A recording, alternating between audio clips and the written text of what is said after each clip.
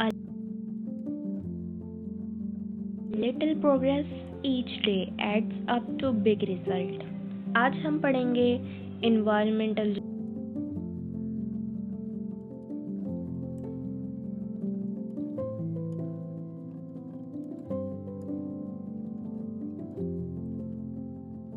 Geography का introduction. So start करते हैं environmental ज्योग्राफी का introduction. Geography has been derived from two Greek words, यानी हम सबसे पहले इन्वायरमेंटल ज्योग्राफी को जानने से पहले हम ज्योग्राफी के बारे में जान लेते हैं कि ये 2 वर्ड्स से बनी है जो कि ग्रीक वर्ड्स हैं, जियो और ग्राफी। जियो और ग्राफी को मिला के ज्योग्राफी बन रहा है। तो इसका मतलब है, जियो का मतलब है अर्थ और ग्राफी का मतलब है डिस्क्रिप्शन। अर्थ के बारे में डिस्क्रिप्शन करना यानी अर्थ के बारे में वर्णन करना, अर्थ के बारे में डिटेल में पढ़ना। तो which implies description of earth. Earth के बारे में डिस्क्रिप्शन करना का मतलब है उसको डिटेल में पढ़ना और उसका रिप्रेजेंटेशन करना और उसको चित्रण करना, बयान करना, नरेट करना। यानी जियोग्राफी का पूरा अर्थ इसी पर है कि ज्योग्राफी एक स्टडी है लैंड फीचर्स की और इनहैबिटेंट, इसमें फिनोमेनास के बारे में पढ़ा जाता है। और ये जो है क्या है, बहुत सारे सब्जेक्ट को इसमें कवर किया जा सकता है और ह्यूमन और नेचुरल कॉम्प्लेक्सिटी जो है यहाँ पर बताई जा सकती है अर्थ की। और ये सिर्फ इतना ही नहीं कि कौन सा ऑब्जेक्ट कहाँ है, यानी कौन सी चीज़ कहाँ पाई जाती है, ये नहीं बताया जाता है, बल्कि वहाँ पर वो कैसे बदल गए और कैसे बन गए उसके बारे में भी यहाँ पर स्टडी किया जाता है। आई होप कि यहाँ तक समझ में आया होगा। It is indeed a discipline that describe the earth surface, यानी ये वास्तव में एक सब्जेक्ट है। डिसिप्लिन का मतलब होता है सब्जेक्ट दैट डिस्क्राइब, जो बताता है अर्थ के सरफेस के बारे में। अर्थ के सरफेस के बारे में क्या बताता है? अर्थ की आउटर और सॉलिड और डायनामिक लेयर, यानी ऊपरी और ठोस और गतिशील, यानी जहाँ पर इंटरेक्शन हो रहा हो उसके बारे में बताता है। यानी प्लांट्स का एनिमल्स के साथ क्या इंटरेक्शन है, ह्यूमंस का एनिमल्स और प्लांट के साथ इंटरेक्शन है, एनिमल का एनिमल के साथ इंटरेक्शन है, उसके बारे में यहाँ पर भी पढ़ा जा सकता है। और अर्थ एक प्लैनेट है, जिसे सबको पता है वो बहुत बड़ा प्लैनेट है, लेकिन हम इसकी सिर्फ ऊपर की लेयर के बारे में पढ़ते हैं जिसको हम क्रस्ट कहते हैं। क्रस्ट के बारे में पढ़ते हैं जिस पे कंपोनेंट्स होते हैं biosphere, hydrosphere, atmosphere and lithosphere. और ये कंपोनेंट किसको सपोर्ट करते हैं? ओशन को, लैंड को, एटमॉस्फेयर को। तो एटमॉस्फेयर का मतलब तो वही हो गया वहाँ का क्लाइमेट कैसा है, वहाँ की ऑक्सीजन कैसी है, वहाँ पर ह्यूमिडिटी और वहाँ का तापमान, टेम्परेचर और वहाँ का वेदर, जैसे कि हम कह सकते हैं। तो वहाँ की वेदर कंडीशन के बारे में, क्लाइमेट कंडीशन के बारे में यहाँ पर स्टडी होती है। तो बहुत सारी चीज़ों को पढ़ा जा सकता है यहाँ पर, इसलिए यहाँ पर ऑल एनकम्पासिंग यानी इंक्लूडिंग एवरीथिंग, एवरी कॉम्प्रिहेंसिव, सब चीज़ों को यहाँ पर डिटेल में पढ़ा जा सकता है। और अर्थ के सरफेस में ही इतनी सारी चीज़ें आ गई, तो इसके फिज़िकल फीचर के बारे में जानते हैं। अर्थ के फिज़िकल फीचर को क्या कहते हैं? नेचुरल लैंड फॉर्म्स, यानी यहाँ पर नेचुरल लैंड फॉर्म्स होती हैं जो कि प्राकृतिक जो धरती है उसके अलग अलग तरीके से वो बनी हुई है, उसके स्ट्रक्चर्स अलग अलग है, तो उसको स्ट्रक्चर्स को क्या कहते हैं? लैंड फॉर्म्स कहते हैं। तो बॉडीज ऑफ वाटर भी पढ़ते हैं ऑन इट्स सरफेस, इसके सरफेस पे जब इसको मेजर फीचर्स जो होते हैं वो होते हैं mountains, plains, plateaus, desert and ocean. क्या होते हैं? Mountains, plains, plateau, desert and ocean. ये हम फिज़िकल फीचर्स के बारे में पढ़ रहे हैं। हमें अभी हम और आगे नहीं गए, अभी सिर्फ हम फिज़िकल फीचर के बारे में पढ़ रहे हैं, जिसमें बताया गया है नेचुरल लैंडफॉर्म्स होती हैं, बॉडीज़ होती हैं अर्थ की सरफेस पर। अब जो है इसके भी टू पार्ट्स हैं, एक तो मेजर फीचर्स हैं और दूसरे हैं माइनर। मेजर में क्या है? Mountain, plains, plateaus, desert and ocean. ये बहुत बड़े बड़े फीचर्स हैं। माउंटेन्स की अगर हम बात करें तो वो बहुत किलोमीटर तक फैले हुए हैं, और प्लेन्स भी बहुत बड़े होते हैं, और प्लेट्यूज भी बहुत बड़े होते हैं, डेजर्ट भी बहुत ज़्यादा बड़े होते हैं, और ओशन जो होते हैं उनकी तो बात ही क्या कहना, वो पूरी दुनिया पे छाए हुए हैं। As well as minor one. तो माइनर क्या होते हैं? वैलीज़ होती हैं, वैलीज़ होती हैं, कैनियन होती हैं, आइसलैंड होते हैं एंड रिवर्स होती हैं। ये सब क्या है? माइनर फीचर्स हैं अर्थ के। हम आगे चलते जाएंगे और हम डीपली ज्योग्राफी के अंदर उतरते जाएंगे, और उसके अंदर बहुत डीप, जब तक हम इसके अंदर डाइव नहीं कर लेंगे तब तक हमें ये सब्जेक्ट समझ में आने वाला नहीं है। और ये इंटरेस्टिंग सब्जेक्ट है। जब हम किसी चीज़ के बारे में डीपली पढ़ते हैं तो हमें इंटरेस्ट आने लगता है। हम फोकस उस चीज़ पे करेंगे जो मेन है। जैसे कि हमने बताया कि फिज़िकल फीचर होते हैं, और ह्यूमन के बारे में हम स्टडी करते हैं, और उसके कल्चरल फीचर के बारे में स्टडी करते हैं। हमें समझ में आ गया फिज़िकल फीचर क्या होते हैं और ह्यूमन क्या है। ह्यूमन तो सबको पता है क्या है, और देयर कल्चरल फीचर क्या है।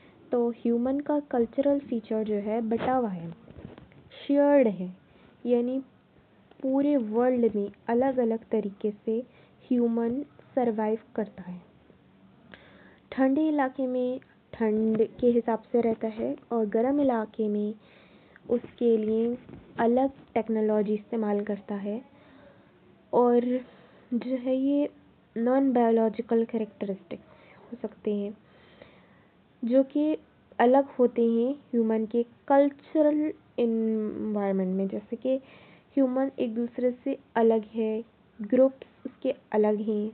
जैसे उसके एलिमेंट्स हो सकते हैं, किसके एलिमेंट्स? कल्चरल फीचर के एलिमेंट्स हो सकते हैं कि लैंग्वेज उसकी अलग है, बिलीव्स और वैल्यूज़, कस्टम्स यानी रीति रिवाज, और सोशल स्ट्रक्चर्स अलग हैं। वहाँ पर सोशल नॉर्म्स बने हुए हैं, यानी उनके सामाजिक जो भी एक उनका चलता आ रहा है वो बना हुआ है।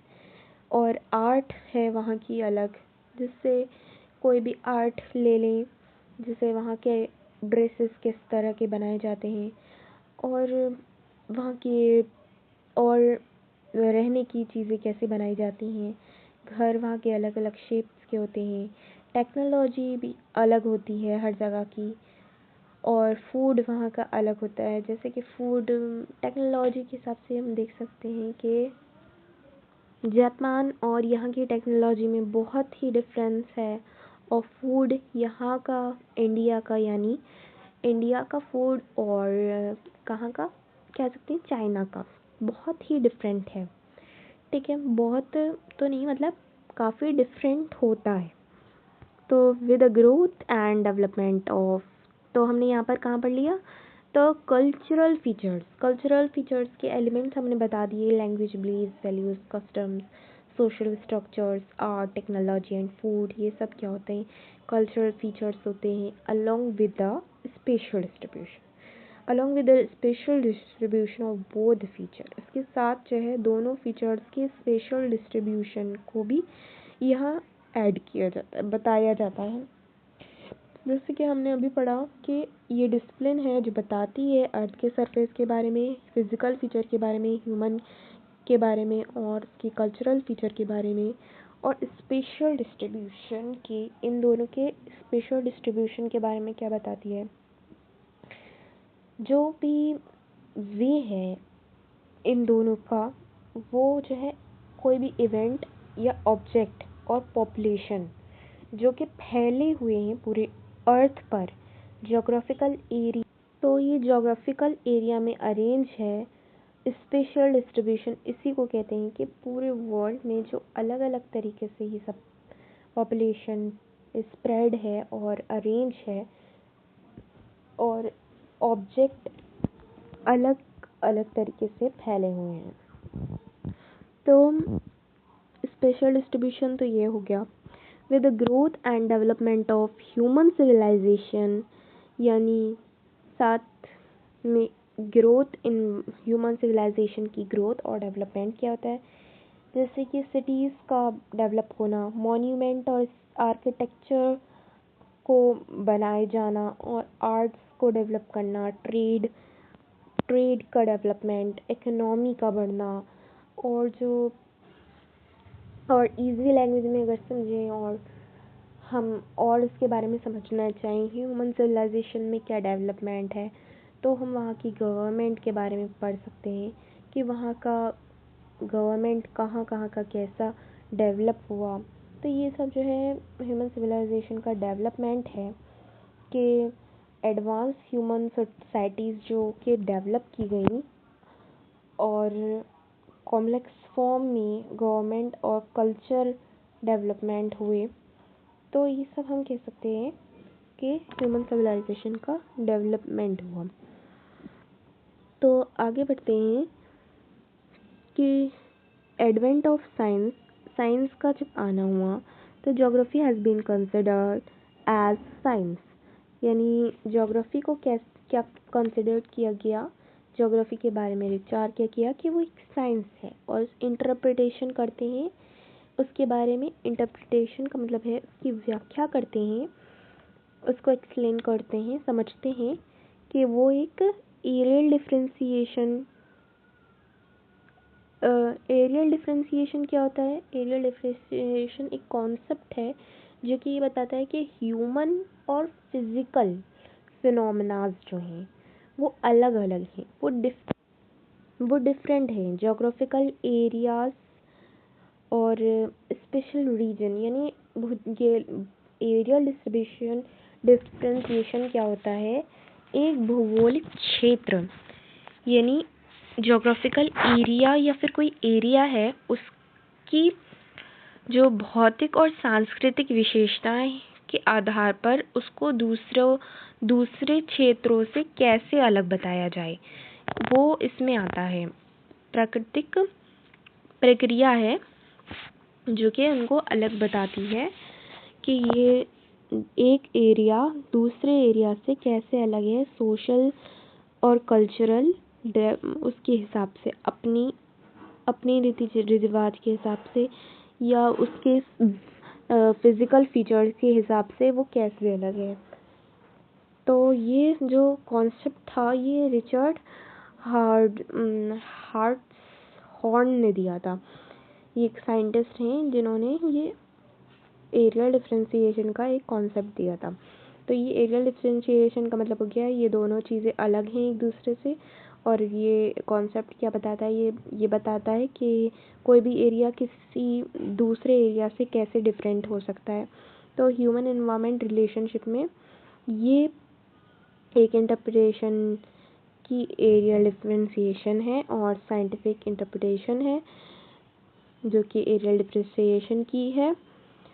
तो since beginning of subject geography के सब्जेक्ट की बिगिनिंग में as the study of earth surface, earth के सरफेस को स्टडी किया गया, एज द अर्थ सरफेस की स्टडी किया गया ज्योग्राफी को, और has focused on natural environment on one hand and human made cultural environment on other hand. Main focus on it, यानी पूरे इंट्रोडक्शन में हमारा इसी पर फोकस है कि नेचुरल एनवायरनमेंट अलग होता है ह्यूमन मेड कल्चरल एनवायरनमेंट से, लेकिन ये दोनों आपस में बहुत कनेक्टेड हैं, इनका बहुत ज़्यादा लिंक है।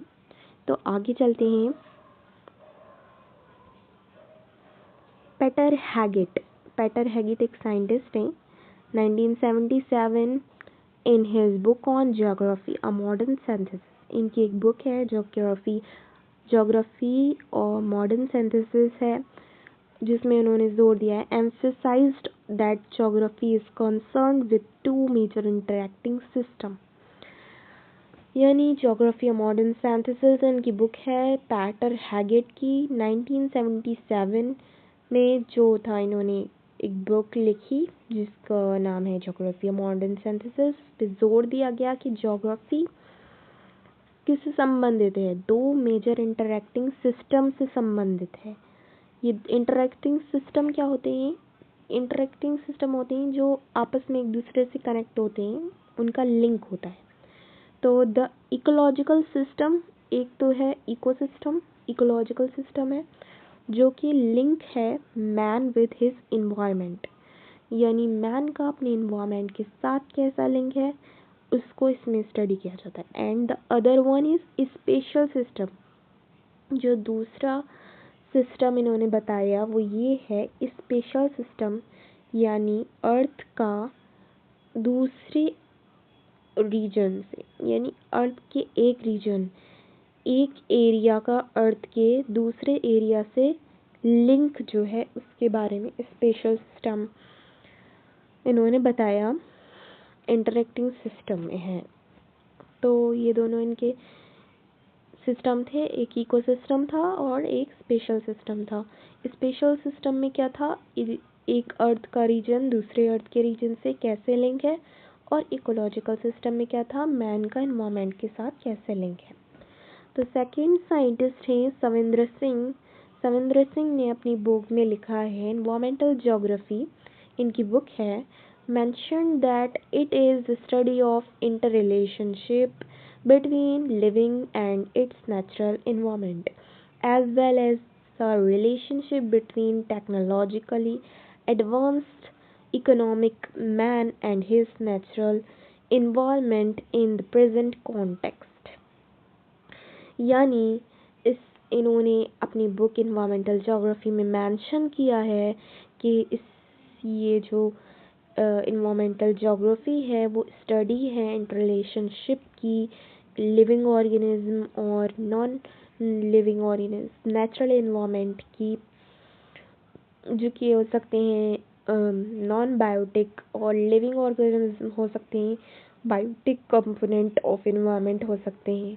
तो as well as the relationship between technologically advanced man, एक तो इन्होंने वही कॉमन बात बता दी और दूसरी इन्होंने थोड़ी टिपिकल बात बता दी है जो कि है तकनीकी रूप से उन्नत होना, यानी एडवांस टेक्नोलॉजी का यूज़ करते हुए जो मैन आगे बढ़ा है। इकोनॉमिक मैन वो मैन होता है जो अपनी सिचुएशन के हिसाब से अपने आप को डेवलप करने लगता है। तो टेक्नोलॉजी का, एडवांस टेक्नोलॉजी का डेवलपमेंट होना, जैसे कि एआई और रोबोटिक डेवलपमेंट हुआ है, अब स्टार्ट हुआ है, और इससे पहले बायोटेक्नोलॉजी का वो हुआ था, डेवलपमेंट हुआ था, और स्पेस टेक्नोलॉजी यूज़ हुई है। तो इससे काफ़ी, ये सब टेक्नोलॉजी बढ़ने से काफ़ी हमारी ज्योग्राफी को बहुत ज़्यादा सपोर्ट मिला है। और सेमीकंडक्टर और मोबाइल टेक्निक, यानी मोबाइल से गूगल मैप होता है उससे हमें पता चलता है, और सेमीकंडक्टर्स होते हैं। सेमीकंडक्टर का क्या काम है, फाउंडेशन ऑफ मॉडर्न इलेक्ट्रॉनिक्स, यानी ये कोर कंपोनेंट्स होते हैं जो मॉडर्न इलेक्ट्रॉनिक के फाउंडेशन में यूज़ किए जाते हैं। तो ये एक टेक्नोलॉजी है जो कि ह्यूमन ने निकाली। तो इकोनॉमिक मैन का नेचुरल इन्वायरमेंट के साथ जो इंटर रिलेशनशिप है, तो इन्होंने इसके बारे में बताया। इन द प्रेजेंट कॉन्टेक्स्ट, यानी प्रेजेंट सिचुएशन में जो है इकोनॉमिक मैन और नेचुरल इन्वायरमेंट, उसका लिंक, इन्होंने ये दोनों बातें बता दी। और अब आगे चलते हैं। Since 1970, the geography department of most of the universities have included environmental studies in their undergraduate and postgraduate level program as environmental geography। यानी 1970 में environmental वो geography डिपार्टमेंट जो थे उन्होंने अपनी यूनिवर्सिटीज़ में यूनिवर्सिटीज़ के जो डिपार्टमेंट थे उनके वहाँ पर इन्होंने इन्वामेंटल स्टडीज़ को इंक्लूड किया अपने स्टूडेंट्स में। अंडर ग्रेजुएट और पोस्ट ग्रेजुएट लेवल के प्रोग्राम्स में इन्वामेंटल ज्योग्राफी के रूप में इसको इन्होंने इन्वामेंटल स्टडी को लाए और ये जो है 1970 में हुआ। तो यहाँ तक हमारा इंट्रोडक्शन कंप्लीट होता है। तो सेकंड लेक्चर में हम समझेंगे कि इसका स्कोप क्या है, स्कोप और इसकी मीनिंग क्या है, उसके बारे में हम डीपली जाएंगे और इसको डीपली हम समझेंगे। तो थैंक यू। और the end of the story is just the beginning of another, यानी हम जब भी किसी चीज़ का स्टोरी का एंड करते हैं तो दूसरी चीज़ का स्टार्टिंग कर रहे होते हैं। So thank you for watching.